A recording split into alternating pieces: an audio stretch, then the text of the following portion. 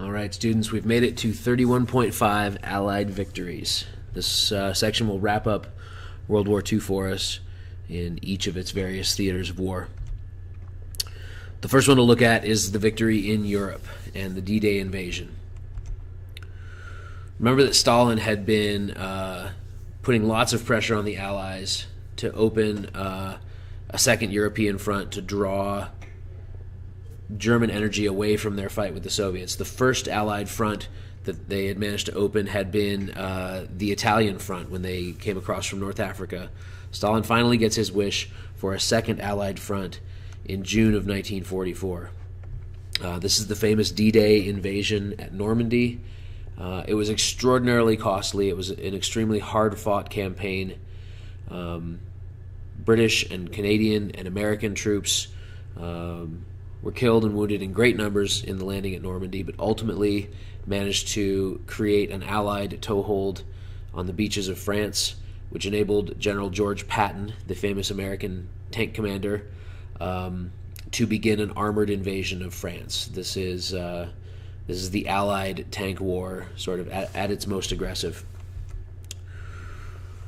Remember that during the duration of World War II, even though the Germans occupied France or governed parts of it under the Vichy France puppet government, there was lots of resistance among the French population, people resisting German occupation at every point. With the help of the French resistance, the Allies soon were able to push all the way to Paris and liberate France from German occupation. At the same time, the Soviet army is pushing from the east. The Germans have lost the Battle of Stalingrad. That final winter was so devastating to both men and material. The Soviet army is able to push the Germans back from Stalingrad. Germany is back in the situation of fighting a two-front war, east and west. And in this case, they're losing on both fronts and falling back. Hitler did gamble and risk everything in one final offensive in the west. A counterattack that becomes known as the Battle of the Bulge because it drives a bulge into the Allied lines. But ultimately, the Allied military might and General Patton's armored advance is too much for them. The German army retreats back into Germany. At this point, Mussolini has been removed from power. The King of Italy has essentially fired him and removed his party from power. He is hunted down and executed by partisans.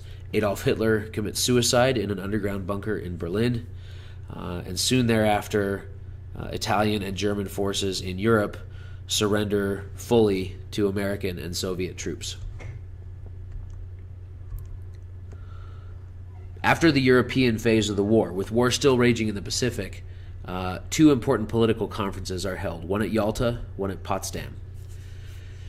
The leadership of the Allies, President Roosevelt of the United States, Prime Minister Winston Churchill of Britain, and Joseph Stalin of the Soviet Union met at Yalta on the Black Sea. It's in the Soviet Union. It's a kind of a resort town in southern Soviet Union. They met in February of 1945 following the German defeat. This is where the United Nations gets its start, having witnessed the failures of the League of Nations to slow down Japanese, Italian, and German aggression. The United Nations is proposed and formed at this point.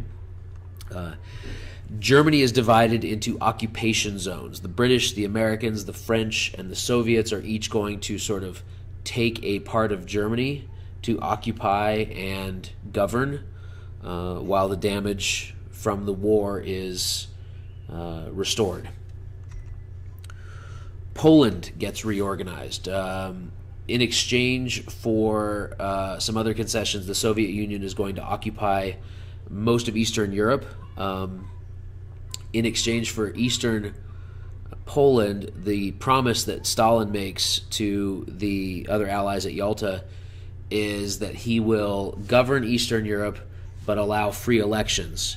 In exchange for these concessions, the Soviet Union gets part of Poland. They're going to allow free elections in Eastern Europe. They also agree to declare war on Japan. Now, 6 months later, there's another conference, this time at Potsdam. And the leadership is surprisingly new.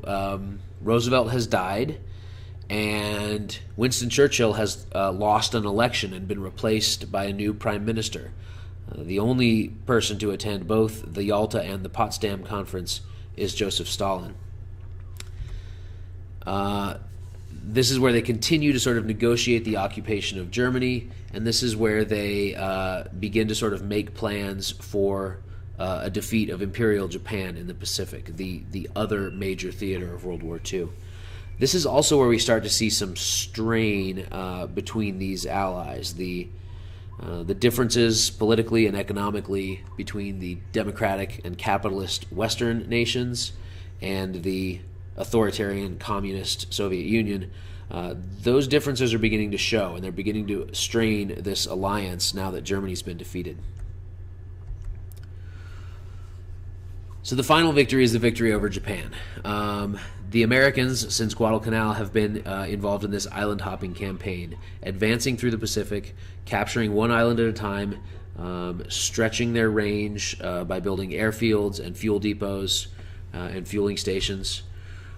They make their way from the South Pacific to the Philippines, then to the islands of Iwo Jima, and eventually Okinawa, each one bringing them closer and closer to the Japanese home islands. The goal was ultimately to have an airfield in the Pacific that would allow American bombers to be within striking distance of the Japanese islands. You can launch fighters off aircraft carriers, but you can't launch heavy bombers, or at least not reliably.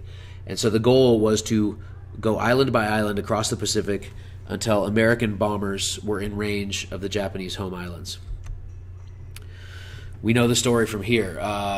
Initially, these bombing campaigns start with conventional bombing, high explosive and fire bombing of Japanese cities, which are devastating and inflict huge casualties, but ultimately do not compel the Japanese to surrender. It becomes clear that to force a Japanese surrender, an amphibious invasion of Japan, much like the one we saw at Normandy on D-Day, was going to be necessary, unless there is an alternative. And this leads the American government to decide to use the atomic bombs, newly developed, only months past their original test.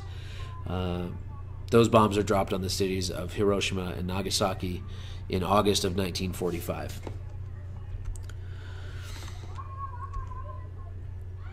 While the sort of obvious reason to use these devastating weapons on civilian populations in these cities is to avoid the costly and dangerous amphibious invasion of Japan, it may have also been a demonstration of force for the Soviet Union to witness the power of these new super weapons that the United States had developed.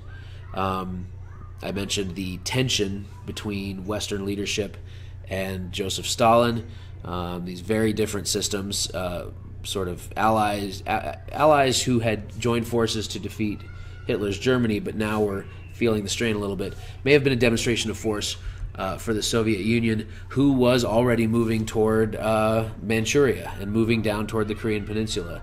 The Americans may not have been interested in a costly amphibious invasion of Japan, but the Soviets might have been willing to make that dangerous landing and assault on the Japanese home islands, which would have given them a much expanded role in the Pacific. This effectively brings World War II to an end. The Japanese surrender soon after the bombing wraps up the last of the Pacific conflicts. The war in Europe is over. This sets the stage now for a new world in which the Americans, the British, and the Soviets are sort of the remaining powers. It will be left to them to restore the damage of the war and decide how both the Pacific and Europe should be governed in their victory.